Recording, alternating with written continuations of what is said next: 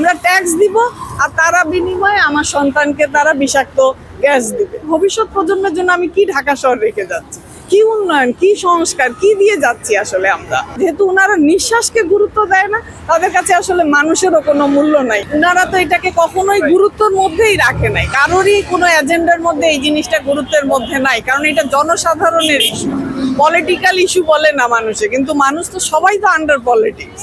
প্রত্যেকেই এই জিনিসগুলো মানুষের জন্য, যেই জিনিসটা যেটার জন্য আমরা সবাই বেঁচে আছি, আপনি দুদিন পরে হয়তো পলিটিক্স করলে চলবে, দুদিন পরে সংস্কার ধীর গতি হতে পারে, দুদিন পরে গণতন্ত্র আসলে চলে, কিন্তু আপনি দুদিন পরে নিঃশ্বাস নিবেন, এটা তো কোনো সমাধান হতে পারে না।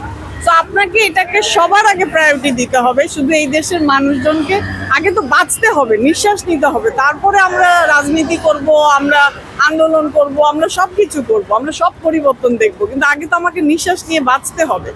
এই জিনিসটা আসলে কখনোই কারো গুরুত্বের মধ্যে থাকে না, কারণ ওনারা আসলে ঘরের মধ্যে এয়ার পিউরিফায়ার ইউজ করে, ওনারা এসিতে থাকে, জানালা বন্ধ করে গাড়িতে চলে। আমরা যারা রিক্সায় চলি, আমরা যারা হেঁটে চলি, আমাদের মতন সাধারণ মানুষদের তো সেই উপায় নাই। তো আমাদের কাছে এটা অত্যন্ত গুরুত্বপূর্ণ, কিন্তু ঘটনা হচ্ছে আমাদের মতো সাধারণ মানুষদের ইস্যু আসলে কখনোই ওনাদের কাছে গুরুত্ব হয় না। আজকে যেমন আমি এসছি আমার সন্তানের জন্য, ও ঠান্ডার ভুগে, একটা ঠান্ডার সমস্যা আছে ওর, এই যে কয়েকদিন ধরে দূষণ, আমি তো বাসা থেকে বের করতে পারি না, সারাক্ষণ মাস্ক পরায় থাকতে হয়। আমি না হয় কোনোভাবে চলে গেল, কিন্তু আমার ভবিষ্যৎ প্রজন্মের জন্য আমি কি ঢাকা শহর রেখে যাচ্ছি, কি উন্নয়ন, কি সংস্কার, কি দিয়ে যাচ্ছি আসলে আমরা?